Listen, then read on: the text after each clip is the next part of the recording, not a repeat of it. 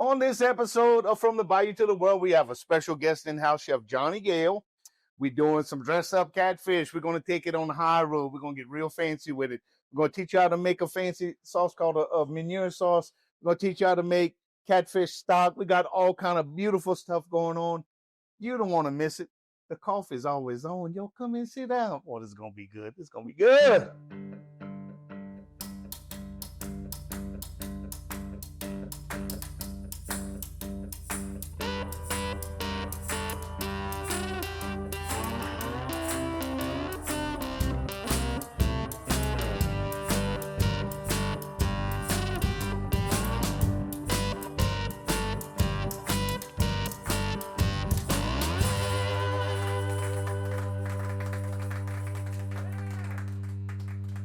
Hey, welcome to From the Bayou to the World. I'm Kurt. This is my kitchen.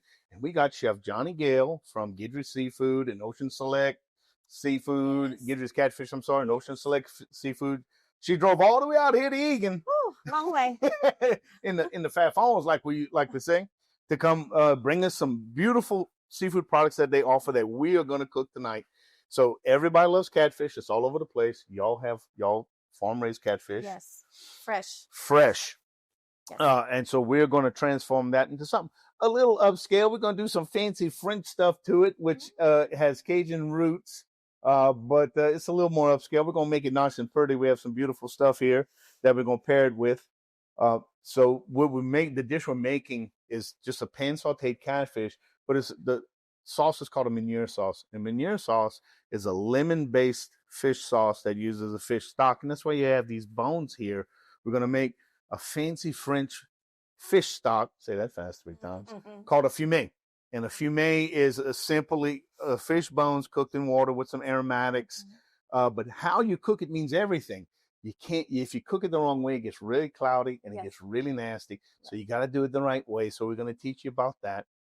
But right now, we're going to take a little break. We're going to clean up. And when you come back, we're going to talk to Chef Johnny Gale a little bit about what she does and her function and what the Guidry's and Ocean Select is bringing to Acadiana. So come on back, man. We're going to see you in a little bit.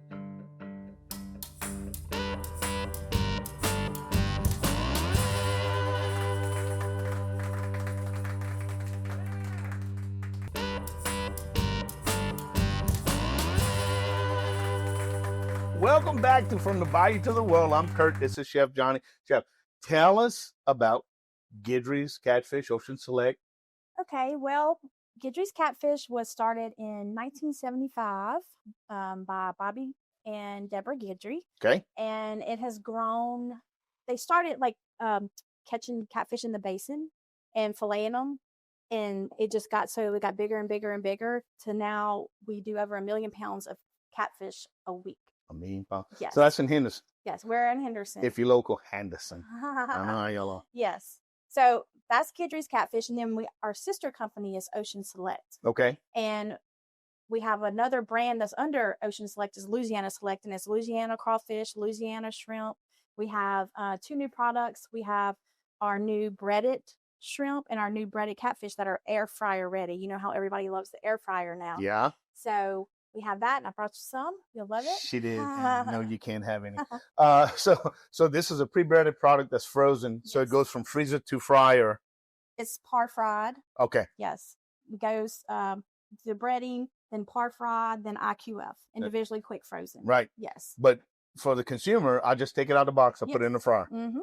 Yes. That's easy. So for busy people, this is nice. A nice way to have some local seafood. Yes. That's seasoned right, cooked right, breaded right, it's ready to go. Yeah, and then you don't have all that mess. You don't have all that mess. Yeah, you see, it's easy. It's easy. And then you also have your fresh products. Yes. So this is our 5-7 collarbone. A lot of people don't know that we do collarbone, but we have a lot of restaurants that buy it and still serve it. It's one of my favorites. That's what I grew up on. Absolutely. So for those of you hearing collarbone, and I know you're probably thinking, right, they call it that. We call it clean. Okay, it's clean. It's clean. They're gutted and skinned, and they're ready. And that's the perfect size. If you're gonna fry a little catfish, that's the perfect size right there. Mm-hmm. And these were from today, so slept in the basin last night. And so fresh. When I say fresh, and every morning before they even start running, we have 3 ladies that taste test every truck before they start processing it. They taste test the fish. Raw? No. What I know? What I know? Put it in the microwave. Oh, they don't get paid enough. No. Oh, no. They don't get paid enough for that. Bless them. Yes. So, but that's the quality level. Yeah. So if it don't pass the lady smell test, no, it's got to go. Smell, taste, texture. Right. Yeah. That's amazing. Mm-hmm. Every day. Every day. Whew. I know. I'm gonna show up and ask them if they want some fish. So yeah, and then we have these bones come from much larger. So I'm assuming this is what you draw fillets from. Mm-hmm. Yes. Okay. So yeah, so larger fish they draw the fillets from. So guys, we're gonna take these bones and we're gonna make a stock. And normally when you hear about making stock, that's a very long process. Fish stock doesn't take that long, about 20, 30 minutes, and that's it. It's really easy. But hey, we're gonna take a little break, and when you come back, we're going to start making this stock. We're going to tell you about the secrets to cook it. And then a little later on, we're going to get into the shrimp and then fish right now. See you in a little bit. Come on back.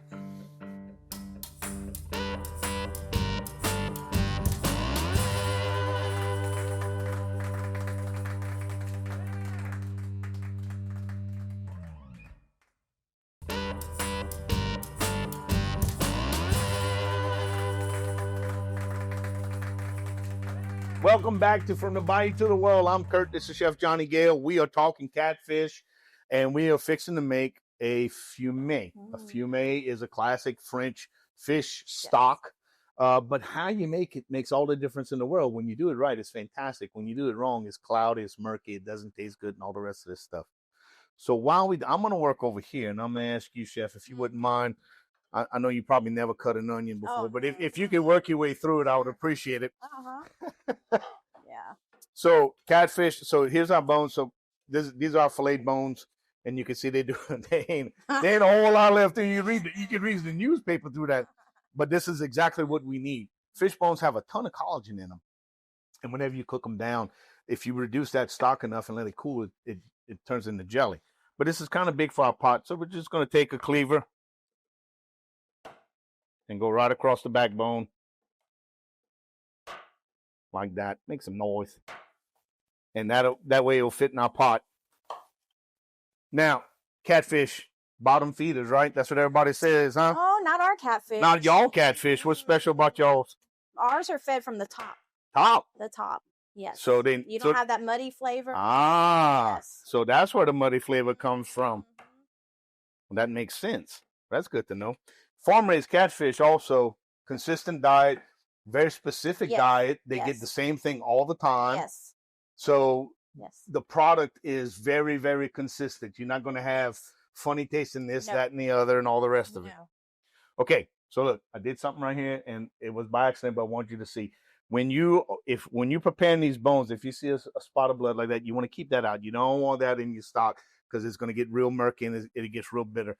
This is going to be plenty enough bones for what we need, but we're going to also need some aromatics. And if you look online about how a fumet is made, they use fennel and all kinds. You use whatever you want, whatever you want. For any kind of stock. So I grow herbs outside, not those, the kind you eat.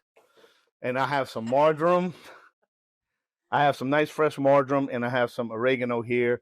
And a little surprise, I have some fresh mint. You may say, Kurt, I don't want my fish to taste like it just brushed its teeth. But fresh mint is really an herb more than it is a flavoring like that. Spearmint is what you think of that gives you that really. So we're gonna give this a shot, and we're gonna reserve a little bit of these for whenever we make our meunière sauce. But right now we're gonna grab all this and we're going right to our pot. So the other big trick about making fumet is the water should be simmering, not boiling. Yes. If the water boils, it agitates all of the impurities out of the fish, clouds the water, and you can never clarify it. So nice simmer, 20 to 30 minutes, and that's it. We're going to add those onions, and that's about it. So you might want to add garlic and all the rest of that stuff, and you can, but just know that those flavors are going to dominate. So just be real, use a slight hand with that. Be careful with them. Be careful. So we're going to get this going, and we're going to take a little break. When y'all come back, we're going to move into talking about what meunière sauce is, and we're going to talk about our fillets and how we're going to, well, not our fillets, our little collarbone fish. We're going to talk about how we're going to cook them. We're going to season them up. This is going to be a good dish. Y'all just need to hang around. So we're going to see you in a little bit.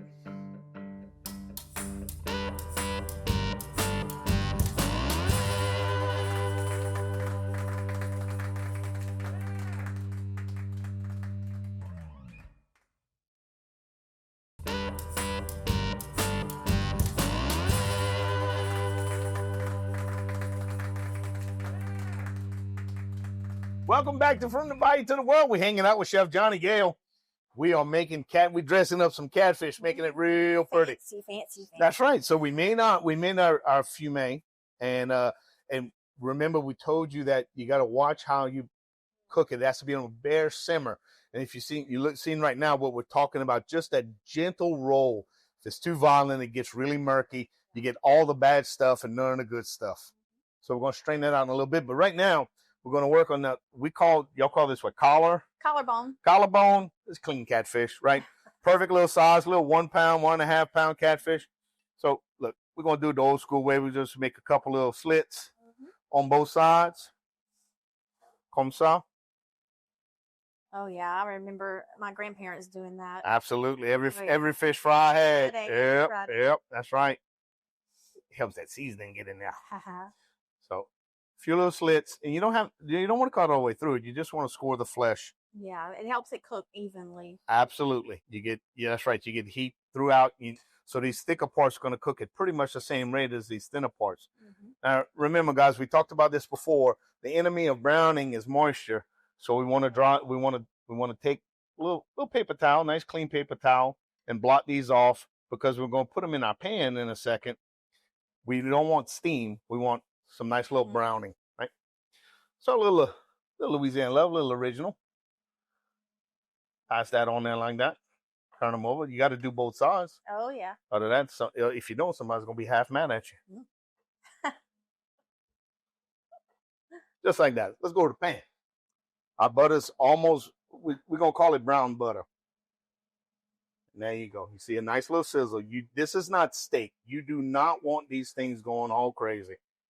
And all we really want to do is create some color on each side.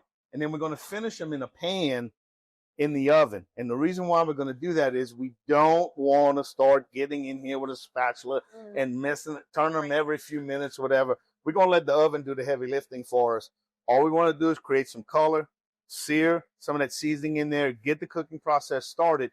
We're going to remove them to a pan, pop them in the oven, and they can finish nice and slowly. So like that, we're going right to the sink. They might be thinking, Kurt, that's a whole lot of trouble for some fish. Well, maybe, but as much effort as you put into something is as good as it's going to be. And this stock can be frozen, so you don't have to use it all at one time. Yes. And a great way to do that is in ice trays. Get you some of them old ice trays, pour them full of liquid and freeze them. And that way you could just pop out however much you wanted each time. Look at that, boy. That is so pretty. So I know, I told you, Kurt, it's cloudy. You said it was going to be clear. That's not the cloudy I was talking about. I'm talking about murky. When this cools off, you're going to have some of the stuff of sediment fall out at the bottom, and it's going to be a nice, mostly clear stock. It's going to be opaque, but it's going to be clear. And that's what you're going to make. We're going to use that to make. And people are always so intimidated by when you say stock. I made a stock. Right. It's so easy. People don't realize you can take your shrimp shells and make a quick little stock, and it makes it makes all the difference. Level of flavor. All the difference in the world. Just that little bit of time. I was real careful with my spatula, and I still got a couple little pieces to come off. If I continue to mess with this, they're just going to get all tore up. So we're going to let it sit here for about another 1.5 minutes, 2 minutes, and we're going to put them on a pan and put them in the oven, let them finish in a 350-degree oven for about 7 or 8 minutes. How do you know when it's done? You got 2 ways you can do it. You could use a thermometer to get it at 160 to 165 degrees in the thickest part of the flesh. Or you could do like we used to do, just press on it. Yeah. If it flakes, it's done. Easy peasy. All right. Let's chop up some shallots because we're going to need them for our meunière sauce. If you wouldn't mind, ma'am. So, shallots, while we're using shallots are a milder type of onion. They have an onion flavor, and technically, I guess they are in the onion family, family. I call them the rich onion. the fancy onion. The fancy onion. When you cut it, you got to hold your pinky up when you cut them. Yes. And then you have the yellow, white onion, and it's like a lower class. Yeah. And the yellow onion is like from the other side of the track. Yeah. And then the purple onion's off to the left. We don't know where it come from. But shallots have a milder flavor, right? So we're cooking fish. So again, we want to be conscious of what we want to taste the fish. The Guidry company went through great pains to make these beautiful fish from. We don't want to cloud them up with heavy herbs and aromatics. We do want some, but we don't want a ton of them. We don't want to knock you over there. So we're going to go with shallots, and we're not going to brown them. Oh, I can't believe I just said that. We're going to sweat them out. So because the browning is going to create, again, too much of a flavor to compete with our fish. Now I'm talking, and Chef Johnny's chopping, but I can hear in the back. It's time to take the fish off.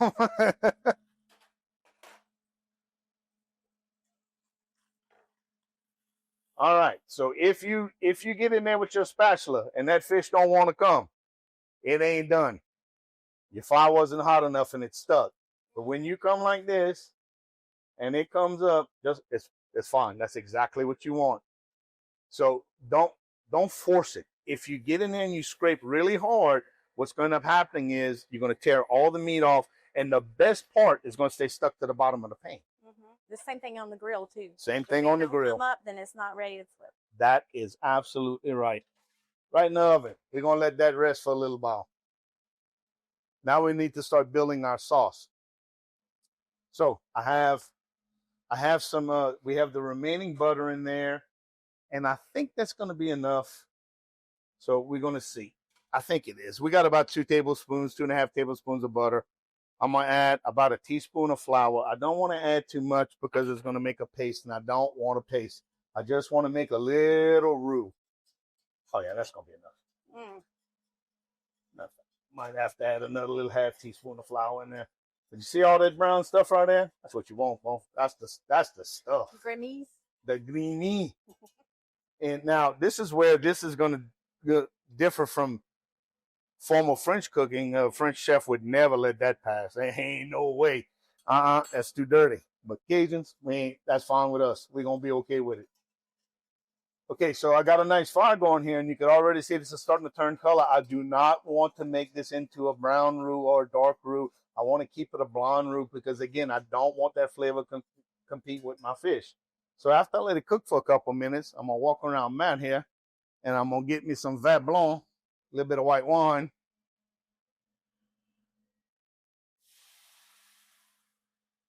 About half a cup. Okay? Just stir it around. Now, this is going to come to a boil very, very quickly. And it's going to thicken up. But while it's doing that, look, take your whisk, scrape the bottom, get all those little pieces up. Once it comes to a boil and it thickens, I want to reduce the heat down to a bare minimum. I want to cook this flour, but I don't want anything to burn. And I don't want to reduce it too fast because then I'm going to be left with a solid that's going to stick and burn. Just like that. You see how quick that was? Oh, that's pretty. So I'm gonna turn this down. Turn this down to low. And we're gonna just let it hang out for a little bit. Now, instead of using water, we're gonna use our beautiful fumet that we just made a few minutes ago. And we're gonna put a little bit of that in there because that's where the flavor's at. Now, normally when you make roux or anything, any type of liquid, you add one hot and one cold. Yep. But we're okay because that fumet had a little bit of a chance to cool off. So now this is a 4-ounce ladle, so I added 4 ounces right there. Bring my fire back up just a little bit. We're going to incorporate that, and we're going to let the thickening happen. So what that means, Kurt, we're going to let it come back to a simmer, and we're going to see how thick that flour is going to make that sauce. Then we need to let it cook a little bit because I want to cook that raw flavor, that raw flour flavor out of there. Yeah. So what makes a meunière sauce? Other than the fumet, the chief flavor is a lemon. So we take a lemon, and look, if you want to get real fancy, you cut it in circles, and you float them in the sauce. And we're going to do that because we could be fancy. Mm-hmm. We're going to add our shallots right in our sauce. We're going to let them sit there and chill out and be good. I don't want to add the lemons in now. Why? Because they have the rinds on them. And they have, now, the outside, the yellow part, I want that. But the rinds, I don't. Because the pith right here is very, very bitter. So look, hey, it's about time for our favorite segment. That's where we get to taste and eat. When you come back, we're going to have a little bit of pasta. We're going to have a few little carrots to make it pretty. We're going to revisit with Chef Johnny, and it's going to be time to eat some fish. Come back and see us in a little bit.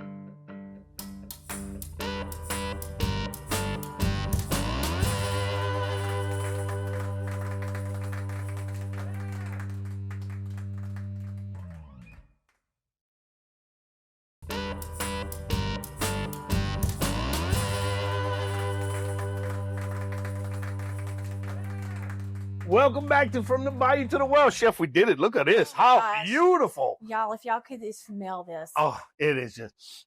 So we finished our catfish in the oven. So if you're just joining us, shame on you, first of all. Second of all, we did a little dressed up catfish. We chefed it up. We did a meunière sauce. We made our own stock we made a fumet from bones. Made our own stock. Stumbling on my words. We got some pretty little carrots there on the side. Some nice pasta underneath. We need to thank our sponsors, Guidry's Greatest Foods, makers of Louisiana Love. And, of course, we got to thank Guidry's Catfish and Chef Johnny for coming, bringing us this beautiful stuff, and come and join us tonight. Chef. Oh, my gosh. Let's take a little bite here, see what we got.